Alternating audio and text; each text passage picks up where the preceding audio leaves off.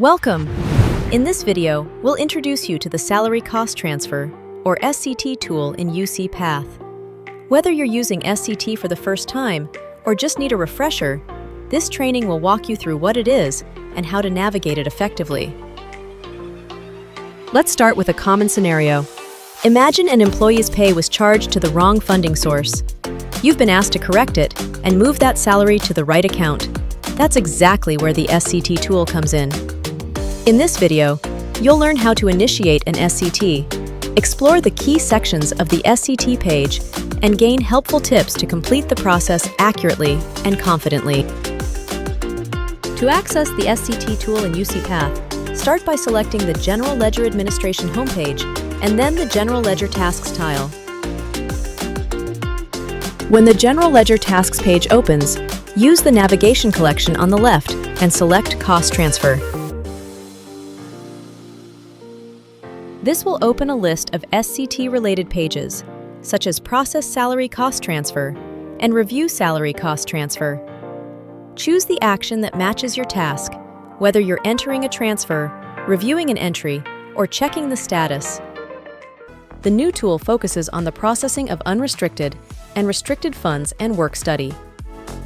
Unrestricted funds are funds without any restrictions on spending and don't require special edits for the redistribution of funds from one FAU to another, whereas restricted funds should not be charged over the fund limit, and salary cost transfer needs special rules to capture over or under the cap funding.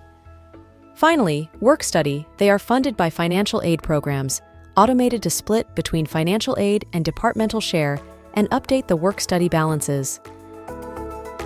Additionally, the Salary Cost Transfer tool handles the assessments and summary ledger, handling the split funding assessments for medical centers and FAU redirects and overrides. It also manages the effort percent calculations for hours-based effort, percent calculations, and is the source of truth for effort reporting. Let's take a look at the Salary Cost Transfer Transaction Life-cycle. Each SCT transaction follows a process that involves the management of its creation, submission, approval, and SCT batch processing. It starts out with a status of initiated, then moves to submitted or needs approval, to approved, then to processing, then to JMP complete, and finally to posted to labor ledger. Now that we've taken a look at the salary cost transfer lifecycle, let's take a deeper dive and look at the search page. The SCT process begins with finding and selecting appropriate payroll lines using the Process Salary Cost Transfer page. The SCT tool allows you to search by earnings or pay end date ranges.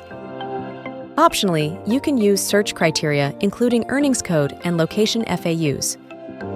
Pay attention to the SCT method and SCT description columns. For direct retro issues, please follow your local business processes, which may include using a manual journal entry. Also, the SCT entry page has two tabs, one for earnings entry and one for errors and warnings. Located at the top of the page is a unique ID assigned to each SCT transaction. Adjustments to payroll earnings are driven by old earnings, adjustment amount, and new earnings amounts. Depending on the funds transferred, adjustments can also be made using the percent of pay or the percent of effort. In the calculation section, amounts display old and new earnings and any difference shown to help you complete the SCT successfully. The Errors Warnings tab displays errors and warnings found during validation or submit actions. Review the messages and determine the actions necessary to correct errors and review the warnings and correct if necessary. After all errors have been resolved, finish the SCT by completing the required fields below the FAU redistribution table. Enter required requester comments. Please note, all SCTs require a reason code for submission. Select as appropriate. Once completed, the SCT can be saved or submitted. When you save without validation, this allows you to save a transaction in the middle of entry without running business rules validation. When you select Validate and Save, this triggers all business rules validation and saves the SCT, but does not submit it. And when you submit, this triggers all business rules validation and if successful, begins the SCT approval process. Now, let's take a look at SCTs for unrestricted funds. Unrestricted funds are those that have no restrictions on spending and can be redistributed from one FAU to another without special edits. You view earnings at the earnings period level, as indicated with the earns end from and earns end through fields. The SCT is created at the accounting transaction level based on the specific FAU and earnings end date. Redistribute funds by adjusting the earnings amounts in the adjustment amount and new earnings fields. How about restricted funds? SCTs can also be used for restricted funds. Restricted funds are those that have restrictions on spending amounts, must pass special cap rules redistribution edits before the SCT can be submitted. When restricted funds are used for SCTs, the OTC indicator or budget reference field displays over-the-cap indicators. Adjustments to payroll earnings for restricted funds are driven by either adjustment amount and new earnings amounts, percent of pay, or percent of effort. The cap type displays for review. The cap rate can be changed if appropriate. The Calculate Cap Rules and Redistribute Eligible Earns buttons allow you to update YOTC and NOTC lines. Only one of these buttons is enabled at any given time.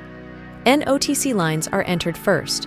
When the Calculate Cap Rules button is clicked, the earnings and difference values are calculated and the YOTC line is created. When enabled, the Redistribute Eligible Earns button allows editing YOTC rows. Next, let's take a look at work study.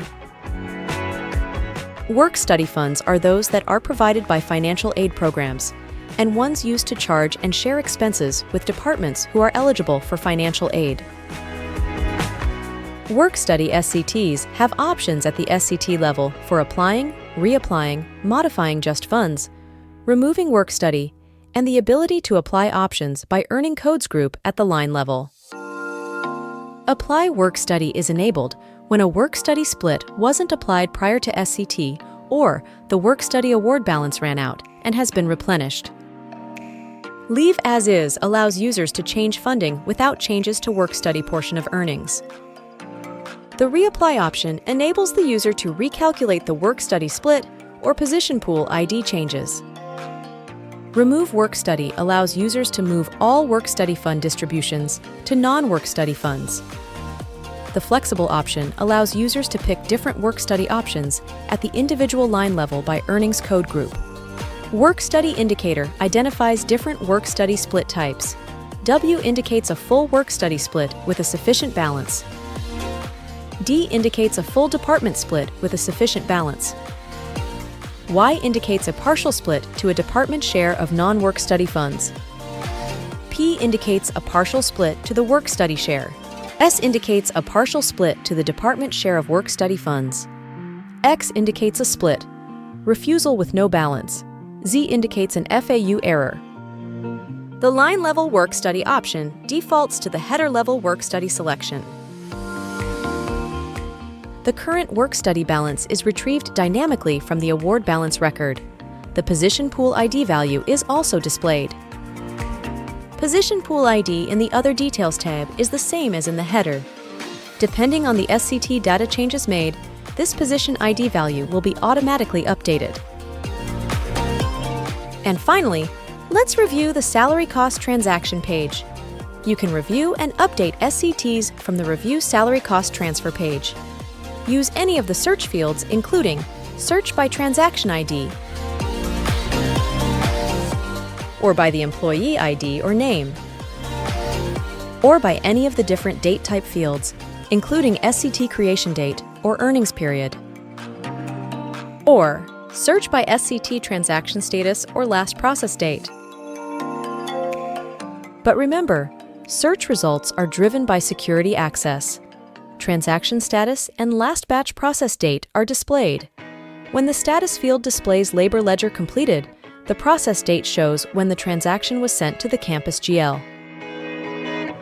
And that brings us to the end of this Salary Cost Transfer Tool overview. Thanks for learning with us. For more help or resources, check out the Help Library.